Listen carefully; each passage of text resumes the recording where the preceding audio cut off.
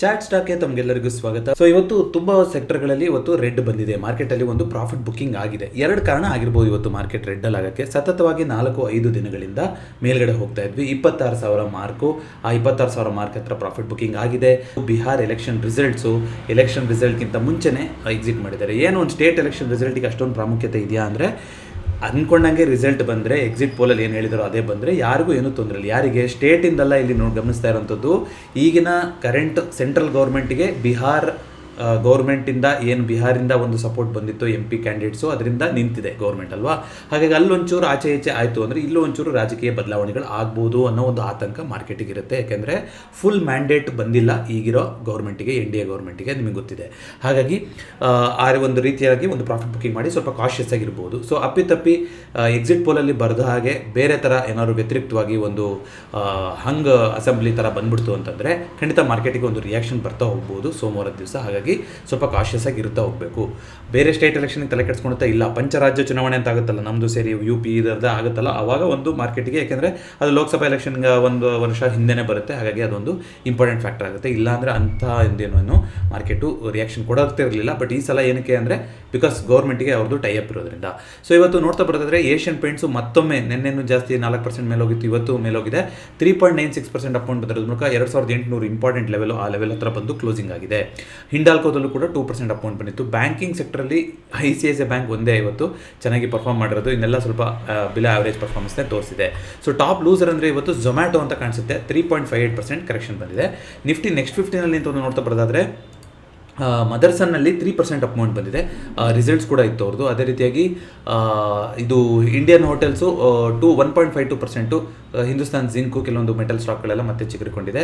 ಅದೇ ರೀತಿಯಾಗಿ top loser ಅಂದರೆ ಇವತ್ತು ಸೋಲಾರ್ ಇಂಡಸ್ಟ್ರೀಸು. ಯಾಕೆ ಅಂದರೆ ಸೋಲಾರ್ ಇಂಡಸ್ಟ್ರೀಸ್ ಅಂದಾಗ ನೆನಪಾಯಿತು, ರಿನ್ಯೂವಬಲ್ ಎನರ್ಜಿ ಸೆಕ್ಟರ್ಗೆ ಒಂದು ನ್ಯೂಸ್ ಬಂದಿದೆ ಗೌರ್ಮೆಂಟ್ ಕಡೆಯಿಂದ, especially ministry of renewable energy ಏನಿದೆಯಲ್ಲ ಅವ್ರ ಕಡೆಯಿಂದ. ಅವ್ರು ಏನು ಹೇಳಿದ್ದಾರೆ, 2026-27 ಹಣಕಾಸಿನ ವರ್ಷದಲ್ಲಿ ನಾವು ಅಷ್ಟೊಂದೇನು ರಿನ್ಯೂವಬಲ್ ಎನರ್ಜಿ ಆಕ್ಷನ್ಗಳನ್ನು ಕರೆಯೋದಾಗಲಿ, ಟೆಂಡರ್ ಕರೆಯೋದಾಗಲಿ ಇದಕ್ಕೆ ಉತ್ತೇಜನವನ್ನು ಕೊಡೋದಿಲ್ಲ. ಯಾಕೆಂದರೆ ಆಲ್ರೆಡಿ ಸಿಕ್ಕಾಪಟ್ಟೆ ಸಪ್ಲೈ ಬಂದು ಕೂತ್ಕೊಂಡ್ಬಿಟ್ಟಿದೆ ನಮಗಿಲ್ಲಿ. ಇವಾಗ ಒಂದಿಷ್ಟು ಕನೆಕ್ಟಿವಿಟಿ ಚಾಲೆಂಜಸ್ಗಳು ಕೂಡ ಇದೆ. ಇಂಡಿಯಾದ ಏನು ಟ್ರ್ಯಾಕ್ ಇತ್ತು 2030 500 ಗಿಗಾವ್ಯಾಟ್ ಅಷ್ಟು ನಾವು ನ್ಯಾಚುರಲ್ ವೇಯಲ್ಲಿ ಅಂದರೆ ರಿನ್ಯೂವಬಲ್ ವೇನಲ್ಲಿ ಜನರೇಟ್ ಮಾಡಬೇಕು. ಅಂದರೆ ಈ ಕೋಲು ಬರ್ನ್ ಮಾಡೋದ್ರ ಅಲ್ದಲೆ ಒಂದು ರಿನ್ಯೂವಬಲ್ ಸೋರ್ಸಲ್ಲಿ ನಾವು ಜನರೇಟ್ ಮಾಡಬೇಕು ಅನ್ನೋದೇನು ಗೋಲ್ ಇದೆ, ಅದ್ರ ಕಡೆ ಆಲ್ರೆಡಿ ಟ್ರ್ಯಾಕಲ್ಲಿ ಇದ್ದೀವಿ. ಹಾಗಾಗಿ ಮುಂದಿನ ವರ್ಷ ಸ್ವಲ್ಪ ಪಾಸಲ್ಲಿ ಇಡ್ತೀವಿ, ಈ ಒಂದು ಮಟ್ಟಿನಲ್ಲಿ ಪೇಸು ಹೋಗೋಕ್ಕಾಗೋದಿಲ್ಲ ಅಂತ ಹೇಳಿದ್ದಾರೆ. ಈ ಕಾರಣದಿಂದಾಗಿ ನಾಳೆನೂ ಕೂಡ ಒಂದಿಷ್ಟು ರಿಯಾಕ್ಷನ್ಗಳು ಬರ್ತಾ ಹೋಗ್ಬೋದು, ಯಾವ್ಯಾವುದು ಒಂದು ರಿನ್ಯೂವಬಲ್ ಎನರ್ಜಿ ಸ್ಟಾಕ್ಸ್ಗಳಿದೆಯೋ ಅದರಲ್ಲಿ. ಸೊ ಅದು ಇವತ್ತು ರಿಯಾಕ್ಷನ್ ಕೂಡ ಕಾಣಿಸಿದೆ. ಸೊ ಓವರಾಲ್ ಆಗಿ ನೋಡ್ತಾ ಬರ್ತಾಯಿದ್ರೆ ಇವತ್ತು IT ಸ್ಟಾಕು ಕೂಡ ಮಿಕ್ಸ್ಡ್ ಆಗಿತ್ತು. ನಿಫ್ಟಿ ತುಂಬ ಒಂದು ಒಳ್ಳೆ ಓಪನಿಂಗ್ನ ತಗೊಂತು. ಎಲ್ಲಿ ಕ್ಲೋಸಿಂಗ್ ಆಗಿತ್ತು ನಿನ್ನೆ ಅದೇ ಲೆವೆಲ್ನ ಓಪನ್ ಆಯಿತು ಅಲ್ಲೇ. ಸೊ 25,800 ಟೆಸ್ಟ್ ಮಾಡಿ ಅಲ್ಲಿಂದ ಬೌನ್ಸ್ ಬಂದಿದ್ದಂಥದ್ದು. ಸೊ ಸ್ಟ್ರಾಂಗ್ ಬೌನ್ಸೇ ಅದು. ಸೊ ಆಲ್ಮೋಸ್ಟ್ 26,000 ಕೂಡ ಟಚ್ ಮಾಡ್ತಿದ್ದ. ಮೊಮೆಂಟ್ 26,000 ಟಚ್ ಮಾಡ್ತಿದ್ದಂಗೆ ದಬ ಅಂತ ಶಾರ್ಪಾಗಿ 100 ಪಾಯಿಂಟ್ಸ್ಗಳ ಮೂಮೆಂಟ್ ಬಂತು. ಇವತ್ತು ಬೆಳಗ್ಗೆಯಿಂದಲೂ ಮಾತಾಡ್ಕೊತಾ ಇದ್ವಿ 26,000ದಲ್ಲಿ ಸಪ್ಲೈ ಬರ್ಬೋದು. ಟ್ರೆಂಡ್ ಲೈನ್ ರೆಫರೆನ್ಸ್ ಅಂತ ನೋಡ್ತಾ ಬರೋದಾದ್ರೆ ಅಲ್ಲಿ ನೋಡಿ ಏನಾಗ್ತಾ ಇದೆ, ಇಲ್ಲಿ ಈ ಟ್ರೆಂಡ್ ಲೈನು ಈಗ ಕೆರೆ ದಡ ಹಿಂಗೆ ಹೋಗ್ತಾ ಇದೆ. ಸೊ ಇದೊಂದು ಬಸ್ ಸ್ಟ್ಯಾಂಡ್ ಝೋನು ಕೂಡ 26,000 ರೌಂಡ್ ಲೆವೆಲು ಕೂಡ. ಹಾಗಾಗಿ ಅಲ್ಲಿ ಒಂದು ಸಪ್ಲೈ ಬರುವಂಥದ್ದು ಒಂದು ಸಹಜನೇ, ಅದು ಅಲ್ಲಿ ಒಂದು ಪ್ರಾಫಿಟ್ ಬುಕ್ಕಿಂಗ್ ಬಂದಿದೆ. ಹಾಗಂದರೆ ಫುಲ್ ಇವಾಗ ನಾವು ಹುಷಾರಾಗಿರ್ಬೇಕಾ, ಚೇಂಜ್ ಮಾಡ್ಕೋಬೇಕಾ? ಇಲ್ಲ ನೋಡಿ, 4 ದಿನದಿಂದವಾಗಿ ಸತತವಾಗಿ ಪಾಸಿಟಿವ್ ಮೂವ್ಮೆಂಟ್ ಬಂದಿತ್ತು. ಇವತ್ತು 5ನೇ ದಿನ, ಇವತ್ತು ಪ್ರಾಫಿಟ್ ಬುಕ್ಕಿಂಗ್ ಆಗಿದೆ. ಸೊ ಈಗ ಎಲ್ಲಿ ವಾಪಸ್ ಹೊಡೆಯುತ್ತೆ ಅಂದರೆ ಈಗ ವಾಪಸ್ ಈ ಝೋನ್ನ ಬಿಟ್ಟು ಕೆಳಗಡೆ ಬಂತು ಅಂದರೆ ಸರಿಸುಮಾರು 25,650 ಈ ಆಸ್ಪಾಸ್ ಝೋನ್ನ ಬಿಟ್ಟು ಕೆಳಗಡೆ ಹೋಯಿತು ಅಂದರೆ ನಿಫ್ಟಿ, ಆಗ ನಾವು ಸೈಡ್ನ ಚೇಂಜ್ ಮಾಡ್ಕೋಬೇಕಾಗುತ್ತೆ. ಆವಾಗ ಟಿಪ್ಪಕ್ಕಲ್ಲಾಗಿ ಈ ಒಂದು ಕೆರೆ ದಡ ಏನು ಮಾಡ್ತಿದೆ, ಈಗ ವಾಪಸ್ ಈ ಲೆವೆಲ್ಗೆ ಬರ್ತಾ ಹೋಗ್ಬೋದು ಅಂತ ನಾವು ನೋಡ್ತಾ ಹೋಗ್ಬೋದು. ಅಲ್ಲಿ ತನಕ ಏನೂ ಇಲ್ಲ, ಇದು ಏನೋ ಒಂದು ಸೈಡ್ ವೈಸ್ ಝೋನ್ ಅಂತ ನೆನ್ನೆ ಎಕ್ಸ್ಪೆಕ್ಟ್ ಮಾಡಿದ್ವಿ, ಅದೇ ರೀತಿನೇ ಆಗ್ತಾ ಇದೆ. ಇವಾಗ ಆ ಝೋನ್ ಒಳಗಡೆ ನಿಂತ್ಕೊಂಡಿದೆ. ಸೊ ನೋಡೋಣ, 25,600 ಈ ಬೇಸಿಕಲಿ ಬಸ್ ಸ್ಟ್ಯಾಂಡ್. ನಾನು ಏನು ಹೇಳ್ತಾ ಇದ್ದೀನಿ ಅಂದರೆ ಇಲ್ಲಿ ಮೇಲ್ಗಡೆ ಬಸ್ ಸ್ಟ್ಯಾಂಡ್ ಇದೆ, ಆ ಲೆವೆಲ್ನ ಇವತ್ತು ಹತ್ತಿರ ಅಟೆಂಪ್ಟ್ ಮಾಡೋಕ್ಕೆ ಬಂದಿತ್ತು. 26,000 ರೌಂಡ್ ಲೆವೆಲಲ್ಲೇ ಮುರ್ಕೊಂಡು ಬಂದಿದೆ. ಕೆಳಗಡೆ ಅಂದರೆ ಈ ಲೆವೆಲ್ ಇದೆ. ಸೊ ಈ ಲೆವೆಲ್ಲು ಮೇಲೆ ಕೆಳಗೆ ಆಗೋ ತನಕ ಏನು ಹೆಚ್ಚಿನ ಟ್ರೇಡ್ ಇರೋದಿಲ್ಲ ಅಂತ ನಿನ್ನೆ ಕೂಡ ಮಾತಾಡಿದ್ವಿ. ಅದು ಇವತ್ತು ಕೂಡ ಪ್ರೂವ್ ಆಗಿದೆ. ಅದರೊಳಗಡೆ ಒಂದು ಡೋಜಿ ಮಾಡಿದೆ. ನಿನ್ನೆನೋ ಡೋಜಿ, ಇವತ್ತು ಡೋಜಿ, ಒಂದು ಕಾಷನ್ ಸೆಂಟಿಮೆಂಟ್ನ ತೋರಿಸ್ತಾ ಇದೆ. ಇಲ್ಲಿ ಯಾರು ಕೂಡ ಇನ್ನೂ ಮೇಲೆ ಹೋಗೋಕ್ಕೆ ಅಥವಾ ಈಗಲೇ ಕೆಳಗಡೆ ತೊಗೊಂಬರೋಕ್ಕೂ ರೆಡಿ ಇಲ್ಲ. ಸೊ ನೋಡೋಣಂತೆ ಯಾವ ರೀತಿಯಾಗಿ ಚೇಂಜ್ ಆಗ್ತಾ ಹೋಗುತ್ತೆ ಅಂತ.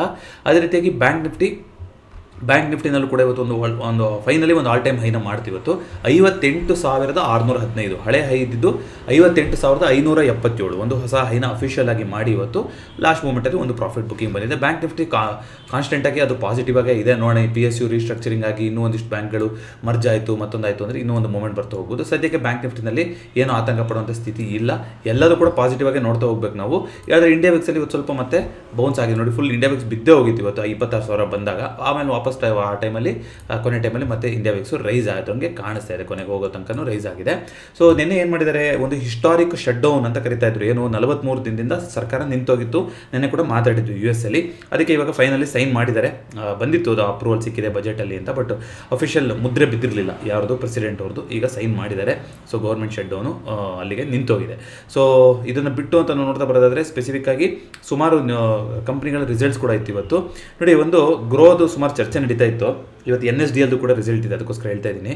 15% ಇಯರ್ ಆನ್ ಇಯರ್ ಗ್ರೋತ್ ಬಂದಿದೆ. ಇರೋದೇ 2 ಡಿಯೋಪೊಲಿಯಲ್ಲಿ. ಇದ್ರ ಬಗ್ಗೆ ನಾನು ಹೊಸ ದಿಗಂತದೆಡೆಗೆ ಅಂತ ಒಂದು ವಿಡಿಯೋ ಮಾಡಿದ್ದೆ. 2 NSDL ಮತ್ತು CSDL IPO ಬರುತ್ತೆ ಅಂತ ಎಲ್ಲ ಬಂದಾಗ ಆ ಟೈಮಲ್ಲಿ ಮಾತಾಡಿದಂಥದ್ದು. ಎರಡರದ್ದು ಸೇರಿಸಿದ್ರೆ ವ್ಯಾಲ್ಯೂಯೇಷನ್ನು ಗ್ರೋ ಏನು ಹೇಳ್ತಾ ಇದ್ರು ಆ ವ್ಯಾಲ್ಯೂಯೇಷನ್ಗಿಂತಲೂ ಕಡಿಮೆ ಇದೆ. ಗ್ರೋ 75,000 ಕೋಟಿ ವ್ಯಾಲ್ಯೂಯೇಷನ್ ಹೇಳ್ತಾ ಇದ್ದಾರೆ. ಆದರೆ ಎಷ್ಟು ಕಾಂಪಿಟೇಷನ್ ಇದೆ, ಲಿಸ್ಟೆಡ್ ಬ್ರೋಕರ್ಸ್ ಎಷ್ಟಿದ್ದಾರೆ ಆಲ್ರೆಡಿ ಮಾರ್ಕೆಟಲ್ಲಿ, ಇನ್ನು ಡಿಸ್ಕೌಂಟ್ ಬ್ರೋಕರ್ಗಳು ಎಷ್ಟಿದ್ದಾರೆ, ಅನ್ಲಿಸ್ಟೆಡ್ ಇರೋ ಜೆರೋದಾ ಇದೆ, 5 ಪೈಸಾ ಇದೆ, ಧನ್ ಇದೆ, ಅಪ್ಸ್ಟಾಕ್ಸ್ ಇದೆ, ಎಷ್ಟು ಕಂಪ್ನಿಗಳಿದೆ ಇದೇ ರೀತಿಯಾಗಿ. ಸೊ ಇದೆಲ್ಲದರ ಮಧ್ಯೆ ಅದಕ್ಕೆ 75 ಕೋಟಿ ವ್ಯಾಲ್ಯೂಯೇಷನ್ ಕೊಟ್ಟಿದ್ದಾರೆ. Of course number of user base ಜಾಸ್ತಿ ಇದೆ ಅಂತ. ವರ್ಸಸ್ ಇಡೀ ನಮ್ಮ ದೇಶದಲ್ಲಿ ಯಾರ್ಯಾರು ಶೇರ್ ಹೋಲ್ಡರ್ಸ್ ಇರೋದು ಎಲ್ಲಿ ಡೆಪಾಸಿಟ್ ಮಾಡಬೇಕು, ಅವ್ರು ಎರಡೇ ಜಾಗ ಇರೋದು, ಒಂದು NSDL CSDL. ಅದರ ಎರಡರದ್ದು ಸೇರಿ ವ್ಯಾಲ್ಯೂಯೇಷನ್ 60,000 ಕೋಟಿ.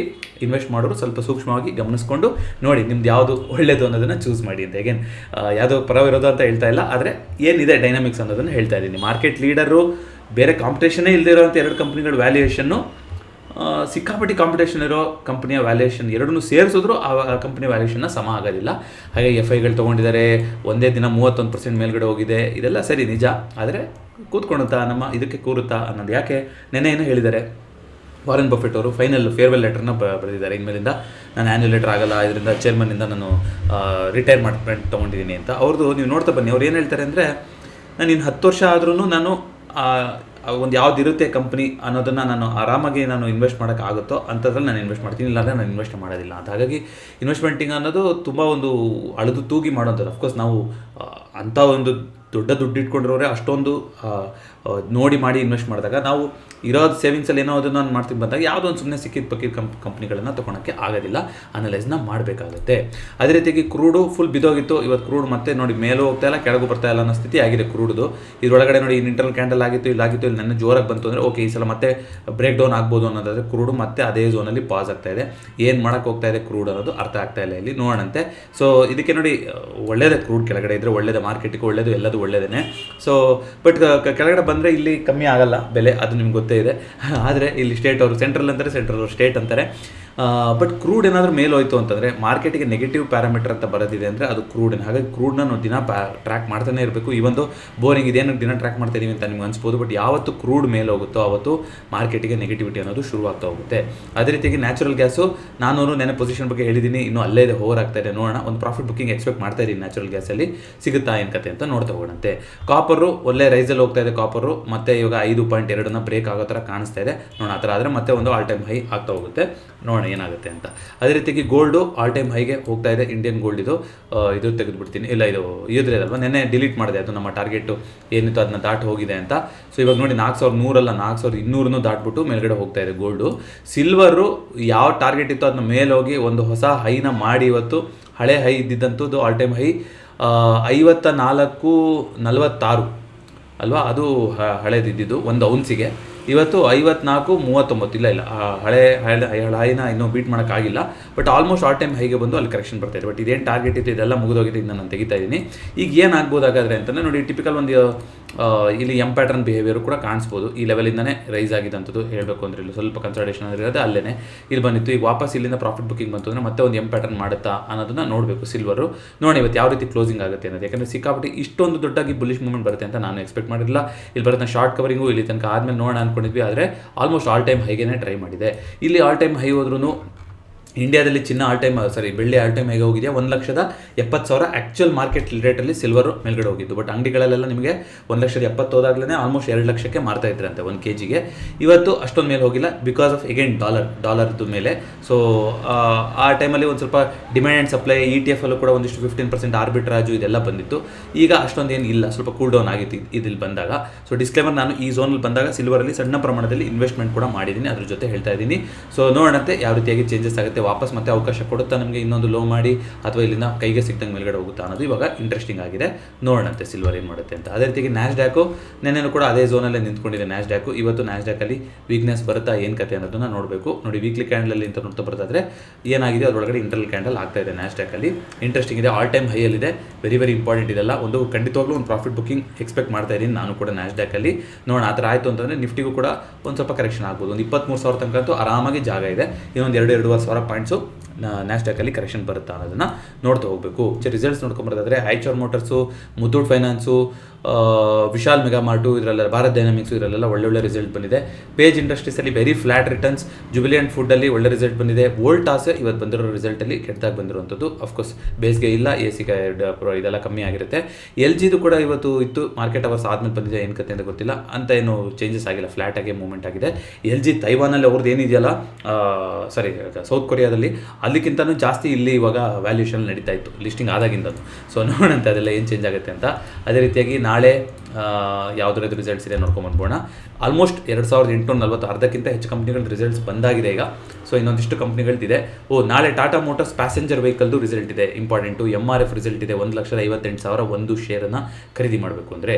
ಸೀಮನ್ಸು, oil India, Marico, max healthcare, ಸುಮಾರು 944 ಕಂಪ್ನಿ. ನಾಳೆ major day. Oh my God, ನಾಳೆ ಯಾವುದು 14 ನವಂಬರ್, 944 ಕಂಪ್ನಿಗಳ ರಿಸಲ್ಟ್ಸು ಬರ್ತಾ ಇದೆ ನಾಳೆ. ಆಮೇಲೆ ಯಾವುದೂ ಇಲ್ಲ ಅನ್ಸುತ್ತೆ. ನಾಳೆ 900 ಬಂದರೆ ನೋಡಿ ಎಲ್ಲಿಗೆಲ್ಲೋ ಇತ್ತು. 2,800 ಇದ್ದಿದ್ದು ಆಲ್ಮೋಸ್ಟ್ 3,800. ನಾಳೆನೇ ಎಲ್ಲ ಒಂದು ಇಂಪಾರ್ಟೆಂಟ್ ದಿನ. ನೋಡಂತೆ FIಗಳು 3 ದಿನದಿಂದ ಕಂಟಿನ್ಯೂಸ್ ಆಗಿ ಸೆಲ್ ಮಾಡಿದ್ದಾರೆ. ಇವತ್ತಿನ ಡೇಟಾ ಬಂದಿಲ್ಲ ನನ್ನ ಪ್ರಕಾರ. ಇವತ್ತು ಒಂದು ಸ್ವಲ್ಪ ಸೆಲ್ಲೇ ಮಾಡಿರ್ತಾರೆ ಅಂತ ಅನಿಸುತ್ತೆ FIಗಳು. ನೋಡಂತೆ ಏನು ಕತೆ ಅಂತ. ಹಾಗೆಯೇ ಸೆನ್ಸೆಕ್ಸ್ ಎಕ್ಸ್ಪೈರಿನಲ್ಲಿ ಇವತ್ತು ಒಳ್ಳೆ ಮೂಮೆಂಟ್ ಬಂದಿತ್ತು, ಅದಾದಮೇಲೆ ವಾಪಸ್ ಕರೆಕ್ಷನ್ ಬಂದಿದೆ. ಎಲ್ಲಿ ಶುರುವಾಗಿತ್ತು ಅಲ್ಲೇ ಸೆನ್ಸೆಕ್ಸ್ ಎಕ್ಸ್ಪೈರ್ನ ತಂದು ಕೂರಿಸಿದ್ದಾರೆ. ನೋಡಿ, ಇಲ್ಲಿ ಎಲ್ಲಿ ಟ್ರ್ಯಾಪ್ ಆಗಿರುವಂಥ ಸಾಧ್ಯತೆ ಇರುತ್ತೆ ಅಂದರೆ, ಇಲ್ಲಿ ಒಳ್ಳೆ ಮೂಮೆಂಟ್ ಬಂದು ಇಲ್ಲಿ ಒಳ್ಳೆ ಬಸ್ ಸ್ಟ್ಯಾಂಡ್ ಆಗ್ತಾ ಇದೆ ಅಂತ, FIಗಳು ಬಂದಿದ್ದಾರೆ, ಮೇಲ್ಗಡೆನೇ ತೊಗೊಂಡು ಹೋಗ್ತಾ ಇದ್ದಾರೆ ಅಂತ ಹೇಳ್ಬಿಟ್ಟು ಇಲ್ಲಿ ಯಾರು ತೊಗೊಂಡಿದ್ರೆ ಇಮಿಡಿಯೇಟಾಗಿ ಟ್ರ್ಯಾಪ್ ಆಗಿದೆ. ಇಲ್ಲಿ ಎಕ್ಸಿಟ್ ಮಾಡಿಲ್ಲ ಅಂದರೆ ನೋಡಿ ಇನ್ನೊಂದು ದೊಡ್ಡದಾಗಿ ಒಂದು ಫಾಲ್ ಬಂದಿದೆ. ಅದೊಂದೇ ಇವತ್ತು ಟ್ರ್ಯಾಪ್ ಇನ್ ಸಿಚುವೇಶನ್ ಅಂತ ಇದ್ದಿದ್ದು. ಅದು ಬಿಟ್ಟರೆ ಓವರಾಲ್ ಒಳ್ಳೆ ದಿನವಾಗಿ ಹೋಗಿತ್ತು. ನಾಳೆ ಶುಕ್ರವಾರ, ಸೊ ಯಾವುದೋ ಪೊಸಿಷನ್ನ ಉಳಿಸ್ಕೊಳೋಂಥದ್ದು ಬೇಡ. ಯಾಕೆಂತಂದರೆ ರಿಸಲ್ಟ್ ಕೂಡ ಬರ್ತಾ ಇದೆ ಅಲ್ವಾ. ನಾಳೆನೇ ರಿಸಲ್ಟ್ಸು, ನಾನು ನಾಡಿದ್ದು ಅಂದ್ಕೊಂಡ್ಬಿಟ್ಟಿದ್ದೆ. ಸೊ ನಾಳೆನೇ ರಿಸಲ್ಟ್ ಬರ್ತಾ ಇರೋಂಥದ್ದು. ಹಾಗಾಗಿ ರಿಸಲ್ಟ್ಗಿಂತ ಮುಂಚೆ ಒಂದು ಪ್ರಾಫಿಟ್ ಬುಕ್ಕಿಂಗ್ ಆಗಿದೆ. ಸೊ ನೋಡೋಣ ಯಾವ ರೀತಿಯಾಗಿ ನಾಳೆ ರಿಸಲ್ಟು ಏನು ರೀತಿ ಬರುತ್ತೆ, ಮಾರ್ಕೆಟ್ ಯಾವ ರೀತಿ ಬರುತ್ತೆ. ಸುಮಾರು ರಿಸಲ್ಟ್ಸ್ ಕೂಡ ಬರೆದಿದೆ ಕಂಪ್ನಿಗಳದ್ದು. ಇದೆಲ್ಲ ಒಟ್ಟಾರೆಯಾಗಿ ನಾಳೆ ಮಾರ್ಕೆಟ್ ಮೇಲೆ ರಿಯಾಕ್ಷನ್ ಇರುತ್ತೆ. ಸೊ ವೀಕ್ ಅಂತ ಈಗಲೇ ಹೇಳೋದು ಬೇಕಾಗಿಲ್ಲ, ಆದರೆ ನಾಳೆ ಗೊತ್ತಾಗ್ತಾ ಹೋಗುತ್ತೆ ಯಾವ ರೀತಿ ಕ್ಲೋಸಿಂಗ್ ಆಗುತ್ತೆ, ಏನು ಕತೆ ಅನ್ನೋದ್ರ ಬಗ್ಗೆ. ಇದಿಷ್ಟು ಇವತ್ತಿನ ಚಾರ್ಟ್ ಆಗಿತ್ತು. ಈ ವಿಡಿಯೋ ಇಷ್ಟ ಆಗಿದೆ ದಯವಿಟ್ಟು ವಿಡಿಯೋನ ಲೈಕ್ ಮಾಡಿ, ಹಾಗೂ ಚಾನಲ್ಗೆ ಸಬ್ಸ್ಕ್ರೈಬ್ ಮಾಡಿ. ಇನ್ನೂ ಯಾರಾದರೂ ಟರ್ಮ್ ಇನ್ಶೂರೆನ್ಸ್ ಮಾಡಿಸಿಲ್ಲ ಅಂತಂದರೆ ಪ್ರತಿ ವಿಡಿಯೋದ ಪಿನ್ ಕಾಮೆಂಟಲ್ಲಿ ಟರ್ಮ್ ಇನ್ಶೂರೆನ್ಸ್ ಫಾರ್ಮ್ನ ಕೊಟ್ಟಿರ್ತೀನಿ, ಅದನ್ನ ಫಿಲಪ್ ಮಾಡಿದ್ರೆ ಬಜಾಜ್ ಸಿಬ್ಬಂದಿ ನೇರವಾಗಿ ನಿಮ್ಮನ್ನ ಕಾಂಟ್ಯಾಕ್ಟ್ ಮಾಡ್ತಾ ಹೋಗ್ತಾರೆ. GST 0 ಆಗಿದೆ. ದಯವಿಟ್ಟು ಯಾವುದೋ endowment policy, whole life policy, ಮತ್ತೊಂದು ವರ್ಷಕ್ಕೆ 1 ಲಕ್ಷ ಕಟ್ಟಿ 15 ವರ್ಷ ಕಟ್ಟಿ ಆಮೇಲೆ ಇನ್ನು 15 ಲೈಫ್ ಲಾಂಗ್ ನಿಮಗೆ 1 ಲಕ್ಷ ಬರುತ್ತೆ. ಇದೆಲ್ಲ ದಯವಿಟ್ಟು ಬೇಕಾದ್ರೆ ಅದ್ರ ಬಗ್ಗೆ ಡೆಡಿಕೇಟೆಡ್ ವಿಡಿಯೋ ಮಾಡ್ತೀನಿ. ಯಾಕೆ ಅದು ಪ್ರಾಕ್ಟಿಕಲಿ ನಿಮಗೆ ಲಾಸ್ ಮಾಡೋಂಥ ಸ್ಕೀಮು. 15 ಲಕ್ಷ ನೀವು 15 ವರ್ಷ ಕಟ್ಟಿದ್ರೆ ಅದನ್ನೇ ನೀವು ಬ್ಯಾಂಕಲ್ಲಿ ಇಟ್ಟರೆ, ಮ್ಯೂಚುವಲ್ ಫಂಡಲ್ಲಿ ಇಟ್ಟರೆ ಜಾಸ್ತಿ ನೀವು ಇಂಟ್ರೆಸ್ಟ್ನ ತೊಗೊತಾ ಹೋಗ್ಬೋದು. ಹಾಗಾಗಿ ದಯವಿಟ್ಟು ಅಂಥ ಸ್ಕ್ಯಾಮ್ ಅಂತ ಹೇಳ್ಬಾರ್ದು, ಬಟ್ ಏನು ಮಾಡೋಕ್ಕಾಗಲ್ಲ, ಆ ಥರ ಪ್ರಾಡಕ್ಟ್ಸ್ಗಳಿದೆ ಮಾರ್ಕೆಟಲ್ಲಿ. ಸೊ ದಯವಿಟ್ಟು ಇನ್ಶೂರೆನ್ಸ್ ಅಂದರೆ ಲೈಫ್ ಇನ್ಶೂರೆನ್ಸ್ ಅಂದರೆ ಅದರಲ್ಲಿ ಬೇಕಾಗಿರೋ ಟರ್ಮ್ ಇನ್ಶೂರೆನ್ಸ್ ಅಷ್ಟೇ, ಇನ್ನು ಯಾವುದೂ ಇನ್ಶೂರೆನ್ಸ್ ಬೇಕಾಗೋದಿಲ್ಲ. ಆದಷ್ಟು ಬೇಗ ತೊಗೊಂಡ್ರೆ 5ರಿಂದ 6% ನಿಮಗೆ ಪ್ರೀಮಿಯಮಲ್ಲೂ ಕೂಡ ಕಮ್ಮಿ ಆಗ್ತಾ ಹೋಗುತ್ತೆ. ಫಾರ್ಮ್ ಇದೆ, ಅದ್ರ ಬಗ್ಗೆ ವೀಡಿಯೋ ಕೂಡ ಇದೆ, ಕಮೆಂಟಲ್ಲಿ ಪಿನ್ ಕಮೆಂಟಲ್ಲಿ ಇರುತ್ತೆ. ದಯವಿಟ್ಟು ಇಂಟ್ರೆಸ್ಟ್ ಇದ್ದರೆ ಅದಕ್ಕೆ ಸಬ್ಮಿಟ್ ಮಾಡಿ ಅಂತ ಕೇಳ್ಕೊತೀನಿ. ಮತ್ತೊಮ್ಮೆ ಭೇಟಿ ಆಗೋಣ. ಎಲ್ರಿಗೂ ನಮಸ್ಕಾರ.